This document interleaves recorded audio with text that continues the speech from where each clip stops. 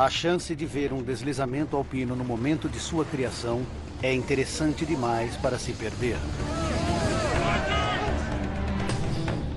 Mas para os milhares que vivem sob a sombra da represa mais alta da Europa, inconscientes do espetáculo que se desenrola, já é tarde demais. Imediatamente pensei que a represa tinha desabado. Quando a morte está muito próxima, você acha que vai morrer. Investigadores descobrem um plano espantoso para controlar uma encosta instável e desvendam a verdade chocante. O desastre em Vaionte foi causado pelo homem. A coisa toda estava pronta para acontecer. Desastres não acontecem simplesmente. Eles são provocados por uma cadeia de eventos críticos. Veja as informações e a contagem regressiva dos segundos fatais para o desastre. Segundos fatais. Tsunami nas montanhas. Norte da Itália. O Vale do Vaionte. 9 de novembro de 1963. Funcionários da Agência Nacional de Energia Elétrica da Itália estão almoçando no alto da represa de Vaionte. Hoje, como fazem todos os dias, eles observam as encostas, admirando um espetáculo natural fantástico. Enquanto maciços de terra do Monte Toc deslizam na direção do reservatório. 2 horas da tarde. Habitantes locais também estão cientes do deslizamento gradativo. Gervásia Mazzucco, de 11 anos, mora em Casso, uma pequena aldeia do lado oposto do Monte Toc. As pessoas viram as fendas no Monte Toc e pude perceber que os adultos estavam assustados. Eu também fiquei preocupada. Uma semana antes, minha mãe me disse que sonhara estar sufocando na água.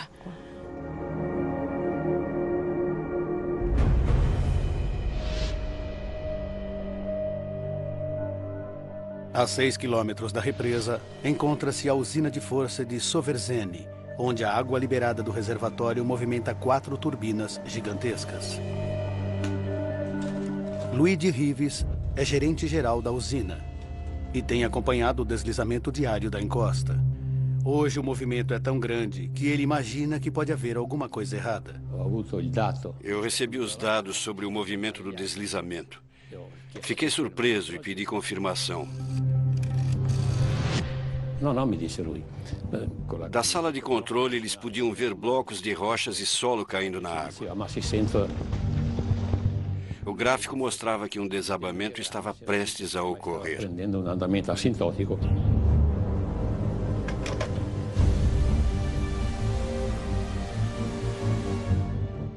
Antecipando o desabamento final no lago, os operadores da represa baixaram o nível da água para que quaisquer ondas consequentes fossem contidas pelo muro da represa. 3 horas da tarde. Ao longo das encostas do Monte Toc, autoridades da companhia elétrica insistem com os fazendeiros para que eles afastem seu gado dali. O padre local, Dom Carlo Honorini, sente a ansiedade dos aldeões. Nós sabíamos alguma coisa, mas eram rumores. Não sabíamos quanto do Monte Toc viria abaixo, ou mesmo se a represa desabaria.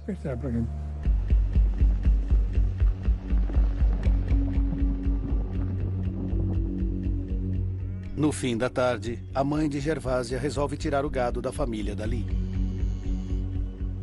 Eu queria ir até o Monte Toc com a minha mãe, como sempre fazia. Mas ela disse que era melhor eu ficar com a minha avó e que ela voltaria na manhã seguinte.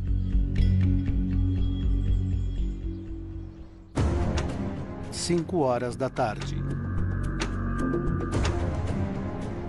Em Longarone, uma cidadezinha a apenas 2 quilômetros da base da represa, outra estudante, Micaela Coletti, está jantando com a família. Em Longarone, o ambiente andava meio diferente. Podiam-se ouvir ruídos estranhos. O pai de Micaela trabalha na represa e sua mãe estava assustada com uma coisa que ele tinha dito. Ouvi minha mãe dizendo: é melhor mandar as crianças para longe. Eu fiquei chocada e pensei: o que foi que fizemos para a mamãe querer se livrar de nós? Meu pai replicou: se tivermos de morrer pelo desmoronamento da represa, é melhor morrermos todos juntos. 6 horas da tarde. 6 di sera. Às 6 da tarde, disseram-nos que o desabamento ia começar e nos mandaram subir. Andate sul posto. O pessoal-chave da usina de força foi convidado a se juntar aos engenheiros no alto da represa para monitorar o deslizamento. Mas Luigi tem trabalho a terminar. Avevo quasi voglia di salire. Non c'era... Eu queria subir, mas disse a um colega: infelizmente, preciso terminar isto. E fiquei enquanto ele subiu. 9 horas da noite. Da posição privilegiada no topo da represa mais alta da Europa, os colegas de Luigi esperam testemunhar a criação de uma onda como um tsunami de 20 metros de altura devido ao deslizamento na água.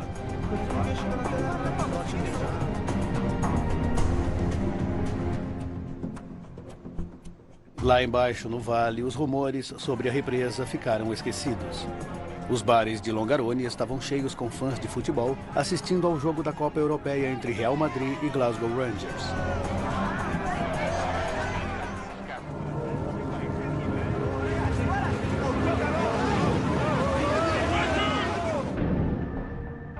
– 10h39 da noite.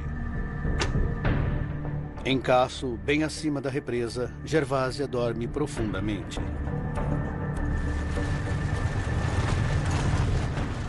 A casa é então tomada por um barulho terrível. Não foi como ouvir o barulho do outro lado da montanha. Era como estar dentro dele. Foi algo imenso. Minha avó disse: é o fim do mundo.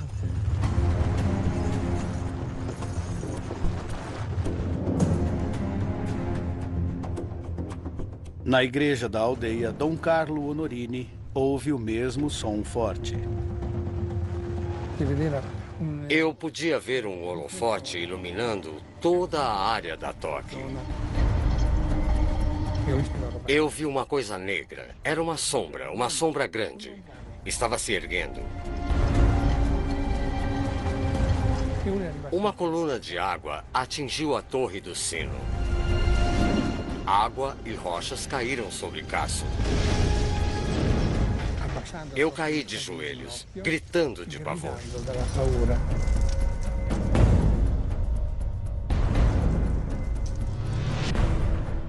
Temendo que a casa pudesse ser destruída, o irmão de Gervásia tenta salvar a família. Ele me agarrou pelos ombros e me empurrou pela escada para a porta dos fundos, me jogando para fora. Casso fica a mais de 250 metros acima do reservatório, mas está alagado. Eu corria como louca, porque estava muito assustada. Meu instinto dizia para subir.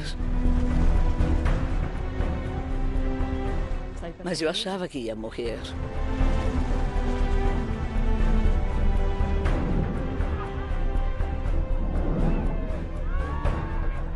Abaixo da represa, em Longarone, as luzes das ruas se apagam.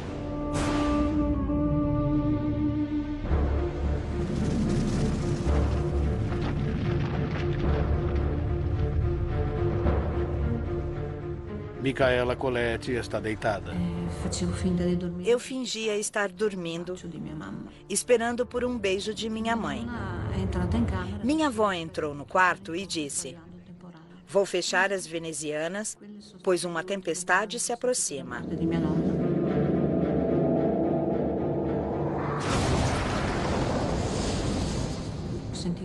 Senti minha cama se dobrar ao meio.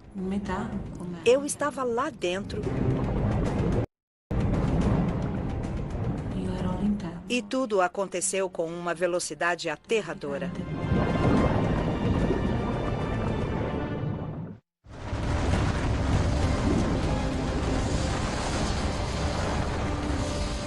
Um muro de água de 70 metros de altura varre Longarone, inundando o vale, derrubando construções e matando centenas.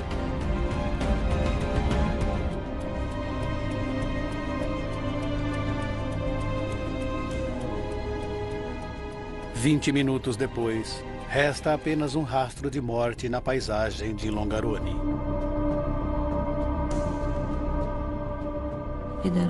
Eu estava coberta pelos destroços e senti que precisava fazer um esforço para tocar o meu rosto. Não me lembro de muita coisa depois disso. Longarone estava destruída. Começam os esforços para um resgate, mas poucos sobreviventes são encontrados. Casas, ruas, a ferrovia, tudo agora jaz enterrado nos escombros. Fui encontrada após as 2:30 da manhã. Me encontraram completamente enterrada, com apenas um pé e uma das mãos aparecendo. Micaela é uma das 30 crianças resgatadas e a única da família a sobreviver.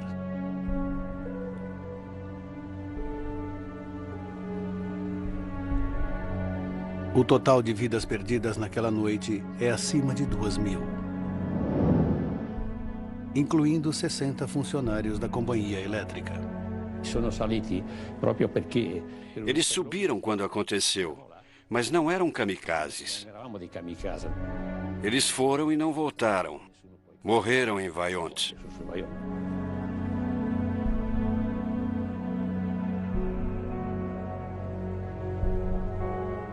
À luz do nascer do dia, os homens do resgate ficaram atônitos por ver que pedras e lama agora enchiam o imenso reservatório, e uma cicatriz fantasmagórica em forma de M, de calcário recém-exposto, identifica onde horas antes havia terra cultivável.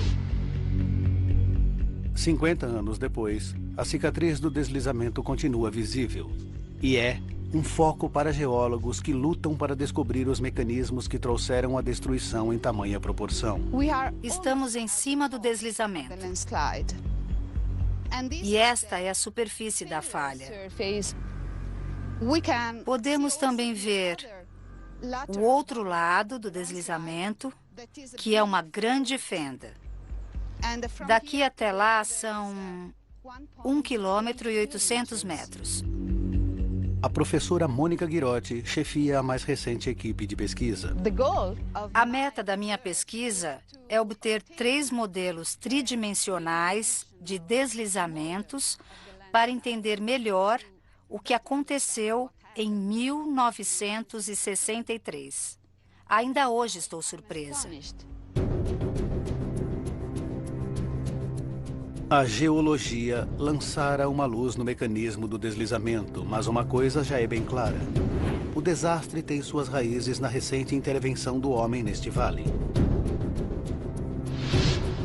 O professor David Petley chefia uma força de trabalho internacional para investigar, predizer e evitar deslizamentos catastróficos. Entender o desastre de Vaillant é um dos mais importantes desafios de sua carreira.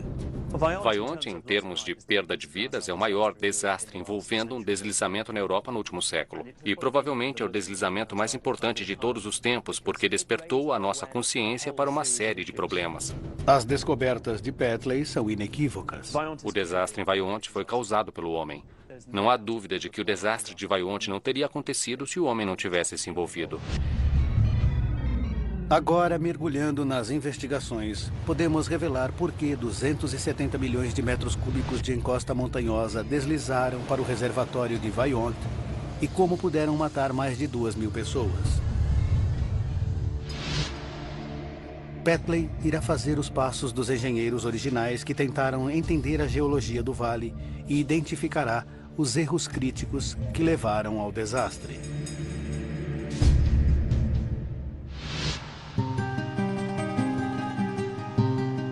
Em 1956, começaram as escavações da represa de Vaillant. Ela bloqueará um desfiladeiro escarpado para criar um dos lagos mais profundos feitos pelo homem e gerar hidroeletricidade para alimentar o boom econômico pós-guerra da Itália.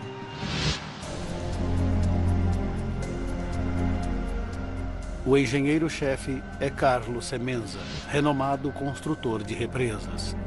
Este será seu projeto final antes de se aposentar. E ele sabe que a espetacular cadeia de montanhas Dolomitas da Itália oferece uma oportunidade única. As Dolomitas fazem parte dos Alpes e consistem basicamente de maciços de calcário que foram empurrados de seus picos elevados. As encostas íngremes do Vale de Vajont parecem torná-lo a locação ideal para uma represa. A represa poderia ser relativamente estreita e, portanto, pequena em termos de largura, mas era, obviamente, muito alta e detinha grandes volumes de água no vale ao fundo. Semenza e sua equipe de geólogos são bastante cuidadosos ao vistoriar o local onde serão construídas as fundações da represa, mas prestam pouca atenção ao vale rio acima, que eventualmente será inundado. Na década de 1950, a ênfase era dada no projeto de engenharia correto para a represa, e muito pouco trabalho foi dedicado a entender a geologia rio acima. Foi considerado que não era relevante para a represa ou reservatório. Petley acha alarmante a atitude casual deles devido à conhecida instabilidade geológica da região. Entre as montanhas do vale há muitas pedras menos resistentes, muita areia e argila. O sistema todo tem falhas, por isso é inquietante. É o ambiente clássico para a criação de deslizamentos. Nada disso é novidade para a população local. Eles vivem em constante vigilância para sinais de quedas de rochas e deslizamentos. E o Monte Toc, adjacente à localização da represa, até ganhou um apelido, a montanha que anda. A construção continua por 2 anos e a represa de 261 metros de altura está quase pronta, quando em 22 de março de 1959, um novo reservatório na vizinha Pontesi sofre um grande deslizamento, criando uma onda como um tsunami de 20 metros de altura, afogando um funcionário e passando por cima da represa.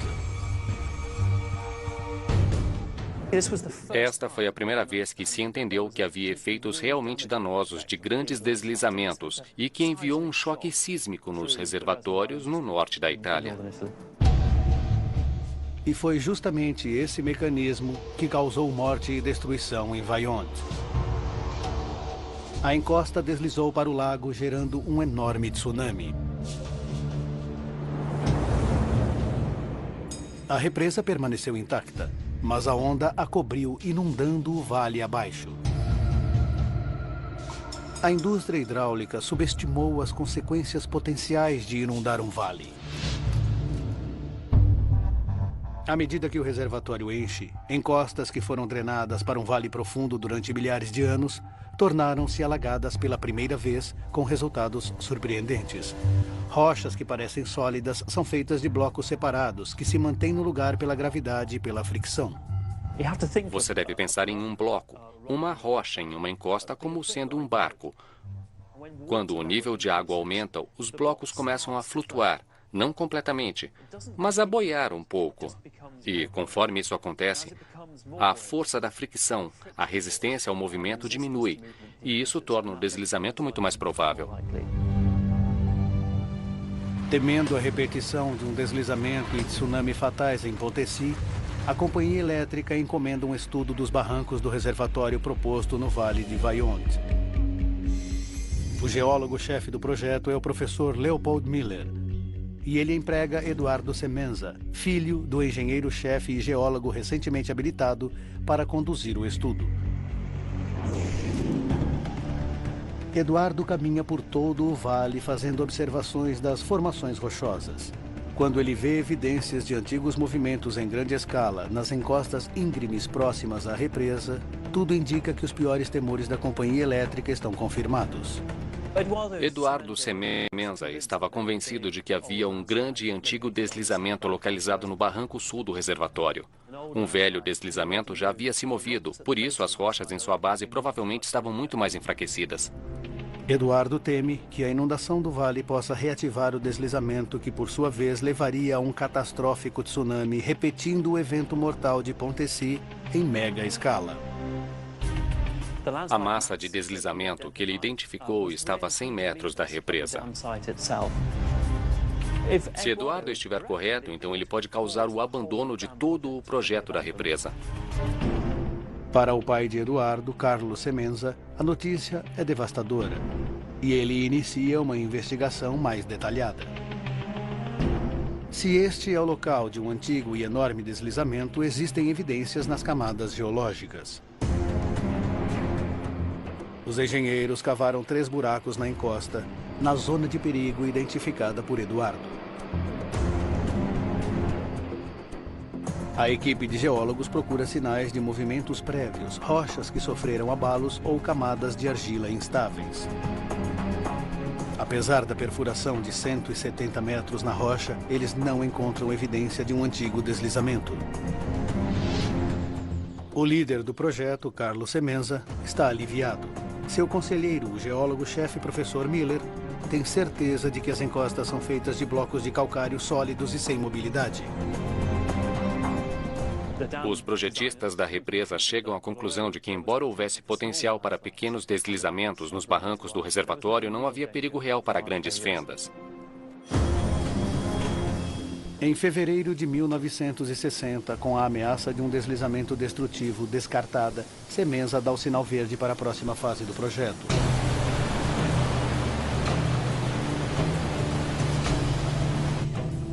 Antes de passar a represa para a companhia elétrica, eles precisam confirmar sua integridade estrutural, enchendo o reservatório até em cima. Em outubro, o reservatório tem 170 metros de profundidade, 91 metros abaixo do máximo, e a represa resiste perfeitamente. Mas então, um contratempo. Agricultores descobrem uma enorme fenda em forma de M diretamente acima do reservatório.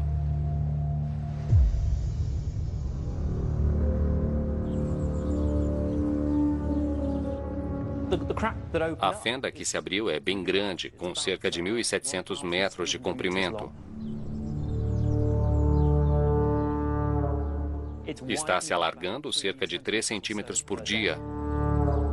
Deve ter sido uma surpresa terrível para a equipe. 4 de novembro de 1960. Os temores da companhia elétrica são concretizados apenas 2 dias mais tarde, quando um naco de encosta do tamanho de 6 campos de futebol desaba sobre o reservatório de Vaillant, criando uma enorme onda. Felizmente, ninguém se feriu. Mas o resto desse deslizamento colossal ainda está em movimento, e os registros revelam uma nova sensação de urgência na companhia elétrica. Da análise anterior de Eduardo das camadas geológicas, eles creem que o restante do solo instável provavelmente penetre até 250 metros na encosta, criando um volume equivalente a 90 quarteirões com arranha-céus de 30 andares. O engenheiro-chefe Carlos Semenza precisa controlar essa encosta antes que a massa instável desabe no lago e destrua o vale abaixo.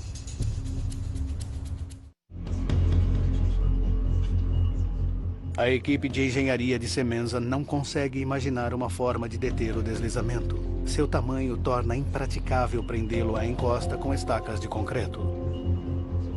Mas o professor Miller tem um palpite de poder controlar a velocidade do deslizamento para o reservatório e evitar um tsunami devastador. Ele acredita que se o aumento do nível de água ativa o deslizamento, diminuir esse nível teria o efeito contrário. Carlos Semenza imediatamente põe então em prática a ideia de Miller e abre as comportas para reduzir a profundidade da água. A teoria de Miller simplesmente diz que diminuir o nível do reservatório fará a água drenar das encostas, aumentando a fricção e ancorando os blocos de calcário à encosta. Nos 2 meses seguintes, a taxa de movimento diminui de 3 centímetros por dia para 1 milímetro. A grande massa de encosta foi diminuindo e acabou parando. Como consequência, Miller e Semenza tinham certeza de que o aumento do nível do lago elevaria o movimento e a diminuição do nível o reduziria. Mesmo que não possam deter permanentemente o deslizamento, os dois homens estão convencidos de que podem controlar sua velocidade em direção ao vale. Semenza e Miller propõem atenuar a queda da gigantesca massa de rochas no lago, usando a profundidade da água no reservatório como o acelerador e o freio de um carro, deixando a represa livre para começar a geração de energia. É um plano simples, mas Petley está horrorizado. O conhecimento deles sobre geologia e os mecanismos de movimento dessa grande massa era realmente muito fraco. Mas, apesar da falta de conhecimento, eles embarcaram nesse plano ousado para tentar o movimento do deslizamento através do aumento e diminuição do nível do lago. A equipe de geólogos de Miller tem certeza de que poderá soltar a grande massa gradualmente, sem causar um perigoso tsunami. Mas Carlos Semenza é mais cauteloso. Ele insiste em expandir o plano, visando a pior das hipóteses, onde o deslizamento total cairia no lago em um evento catastrófico e um tsunami seria criado. Semenza encomenda então um estudo para descobrir a profundidade máxima segura do reservatório, um nível de água deixando exposto um muro suficiente para conter o maior tsunami possível. Semenza estava tentando assegurar que o tsunami não engolfaria a represa. Estamos em 1961 e não há computadores para uma simulação de tsunami. A equipe de Carlo constrói então uma maquete da represa e executa uma série de simulações físicas. O objetivo era ver quão grande a onda poderia ser. O experimento inicial sugere um tsunami com altura de 20 metros. Então, Semenza fixa uma profundidade máxima do reservatório com 25 metros de concreto exposto protegendo o vale abaixo. Finalmente, ele acredita ter todos os pontos cobertos. Carlos Semenza ainda precisa aprimorar seus cálculos, mas antes que possa fazê-lo, ele morre de hemorragia cerebral. Sem a liderança de seu engenheiro-chefe visionário, o projeto entra em crise e a companhia elétrica reúne uma nova equipe para executar o plano e salvar o legado de Semenza. –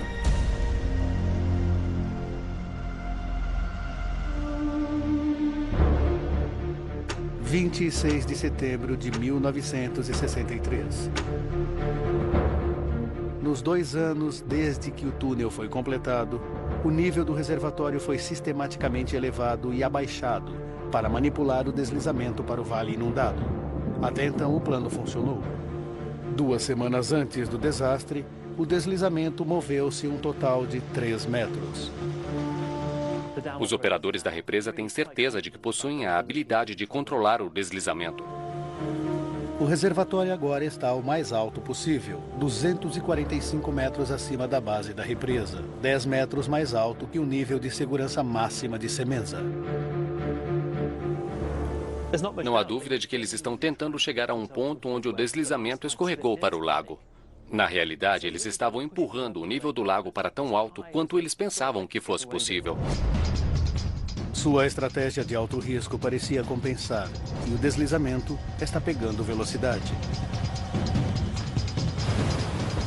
As comportas são abertas para permitir que o lago desça a um nível seguro antes da queda final. Os operadores da represa esperam que, como visto previamente, baixar o nível de água diminua a velocidade do deslizamento. Mas desta vez é diferente. De fato, o deslizamento continua a acelerar. Isso eles não esperavam. Por isso ficaram confusos com o que estava acontecendo. Se a encosta cair agora, a simulação garante um tsunami que se derramará sobre o muro da represa.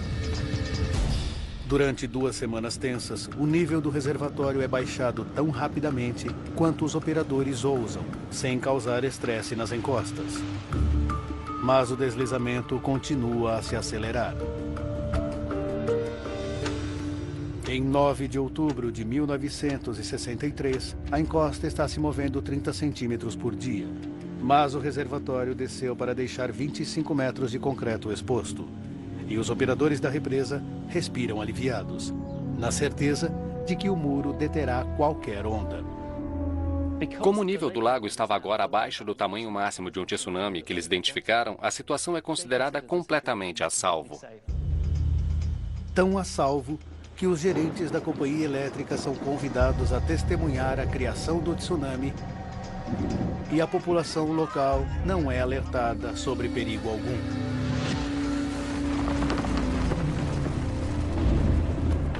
Mas, em vez do tsunami previsto de 20 metros, a onda levantou-se 200 metros acima da represa.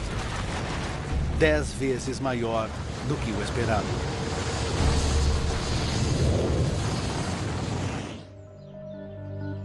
Agora, nossos investigadores revelam por que o plano de controlar o deslizamento através do ajuste do nível do reservatório foi um enorme erro de julgamento. Desde o início do movimento desse deslizamento, o comportamento de seu modelo estava errado. A investigação geológica falhou em identificar que no interior do calcário havia finas camadas de argila que, fofas, produziram uma zona de fraqueza. Os buracos abertos pela equipe de geologia para procurar evidências de uma superfície fraca não foram fundos o bastante para encontrar argila. Vocês estão procurando uma camada de argila que poderia estar 250 metros abaixo da superfície, talvez com apenas 1 centímetro de espessura, mas é exatamente isso que determina se esse deslizamento pode mover-se ou não. As extraordinárias propriedades dessa camada de argila fizeram com que todo o lado da montanha se soltasse de uma vez, a uma velocidade incrível. O estudo de Mônica Ghirotti sobre o Monte Toque revelou os depósitos de argila que a equipe de Miller não viu. Esta é a argila sobre a qual o deslizamento de 1963 se moveu. É uma camada contínua. Quando houve uma falha, a massa se moveu. Mas a investigação de Ghirotti se concentra em outra coincidência desta fina camada de argila. Essa argila é material impermeável que não permite que a água passe.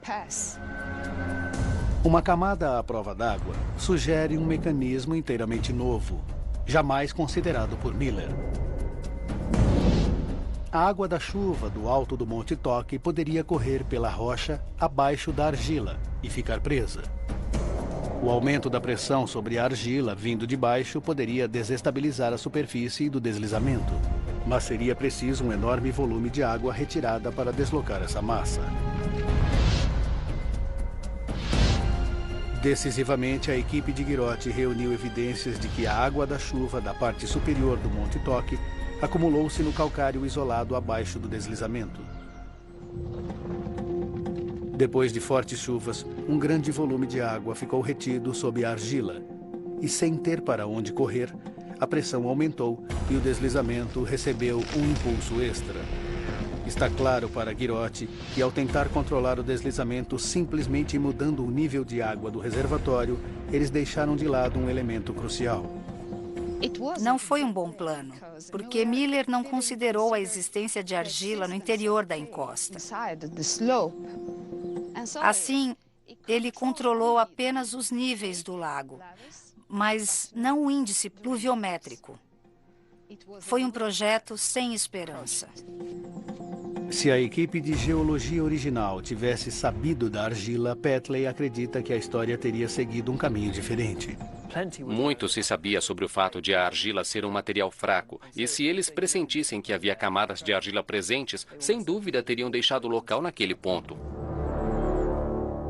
Quando Petley volta aos arquivos, percebe o quão perto Miller chegou de identificar a camada de argila.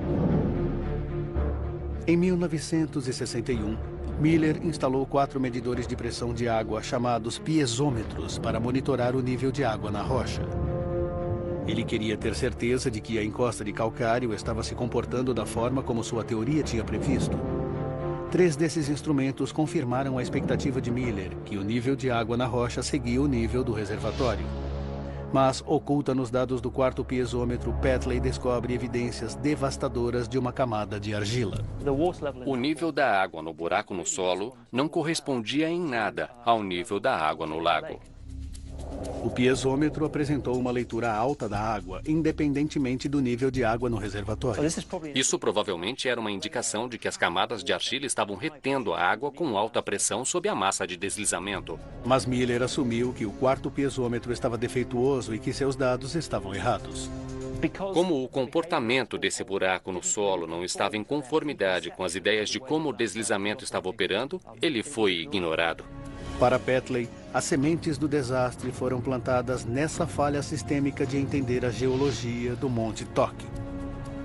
O que ela mostra é que se o modelo que você está operando não explica alguns comportamentos que você está vendo, então seu modelo está errado. E falhar em desenvolver seu modelo àquele ponto significa que você, na realidade, permite, potencialmente, um grande deslizamento como este. Petley agora entende por que o deslizamento ocorreu. Mas um último mistério envolve o desastre de Vaillant. Por que o tsunami foi muito maior do que se esperava?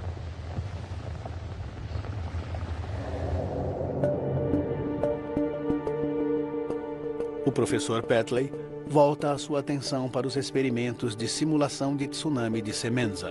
O modelo que construíram sugeria que o tsunami seria relativamente pequeno, com 20 metros ou menos.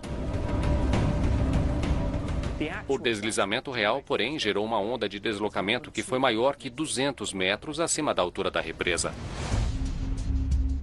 O modelo de escala meticulosa deveria ter dado uma indicação acurada do tamanho do tsunami, ligado a um fator crítico.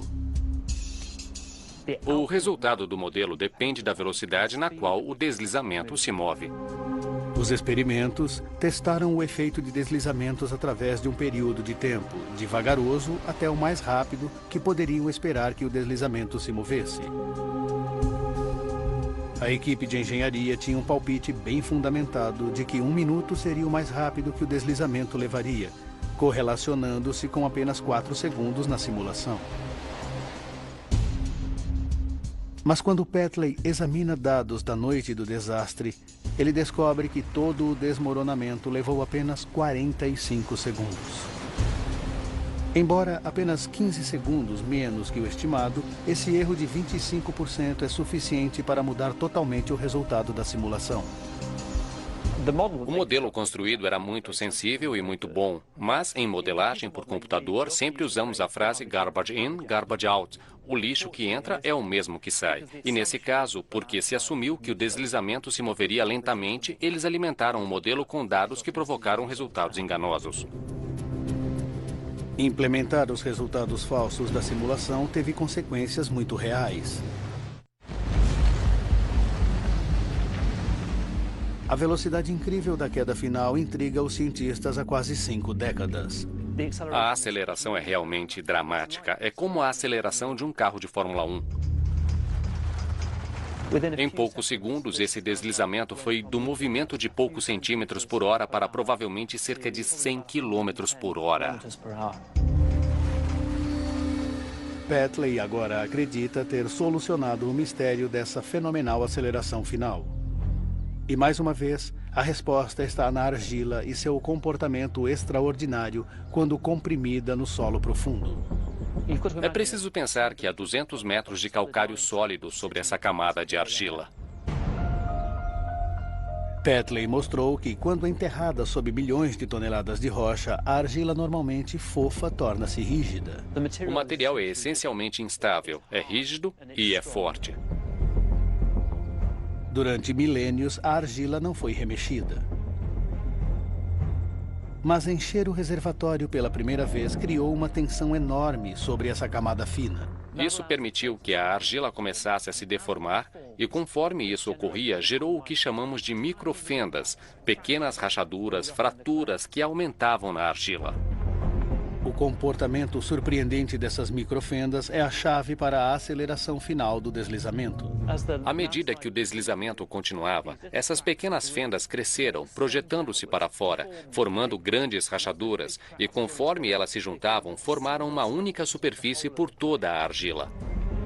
Uma vez que as microfendas se espalharam pela superfície em forma de M do deslizamento, o colapso total era inevitável. Testemunhas relatam que o colapso final ocorreu em apenas 45 segundos. Mas a análise de Petley mostra que essa fase irreversível final começou muito antes. O evento de 45 segundos é a parte que percebemos, mas, de fato, essa aceleração final do deslizamento não ocorreu em 45 segundos, mas em cerca de 60 dias. 10 de agosto de 1963, 60 dias antes do colapso final. A água estava em seu nível máximo até aquela data, apenas 25 metros abaixo do topo da represa. Até esse ponto, a ascensão e queda do lago vinham causando a propagação de microfendas. Mas agora, as fendas penetraram tanto na argila que uma reação em cadeia teve início e as fendas se espalharam por si só. Elas agora controlam o movimento do deslizamento. E nesse ponto, os operadores não tinham controle do comportamento do deslizamento, embora pensassem o contrário. Uma por uma, as poucas pequenas áreas de argila sem fendas vão rachando cada vez mais depressa e o deslizamento se acelera. É uma clássica falha estrondosa. A coisa toda estava preparada para acontecer.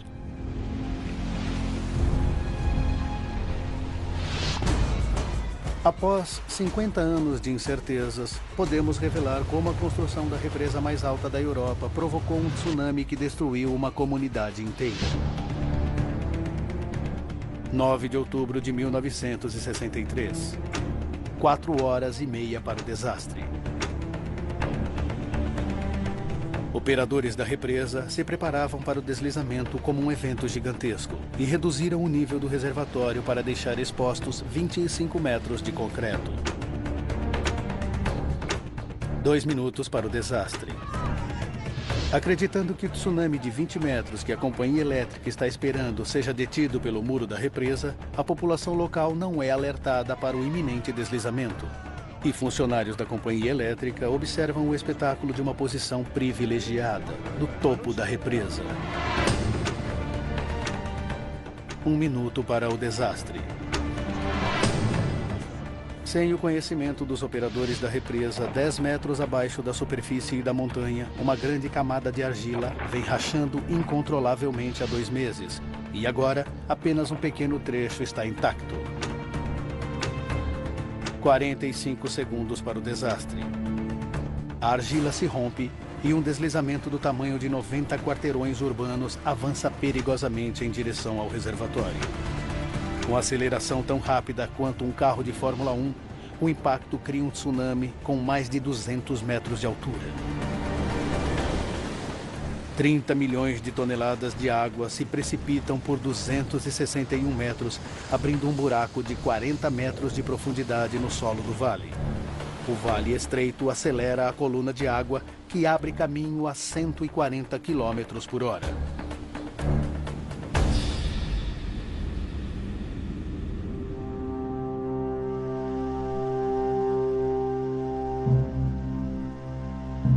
Longarone é destruída em menos de 2 minutos. Eu olhei para fora do helicóptero e vi o lugar atingido pela onda. O vale inteiro desapareceu. O vale sumiu. Vaillantes demonstra a estupidez do homem e seu fracasso em entender os sistemas naturais. Seu modelo de como lidar com esse deslizamento foi completamente errado e, de fato, levou à catástrofe que finalmente ocorreu. Em 1971, 2 pessoas foram condenadas por múltiplos homicídios culposos, incluindo o engenheiro-chefe que substituiu Carlos Semenza. Ele foi condenado a 2 anos de cadeia. A companhia elétrica teve de pagar indenizações às vítimas. A represa de Vaillant, a famosa obra-prima da engenharia italiana, nunca mais gerou energia e permanece como uma relíquia na paisagem. Hoje, Engenheiros e geólogos têm sempre de examinar as encostas de reservatórios propostos e explicar por que são mais seguros do que as encostas do Vale de Vaillant. Versão Marshmallow São Paulo.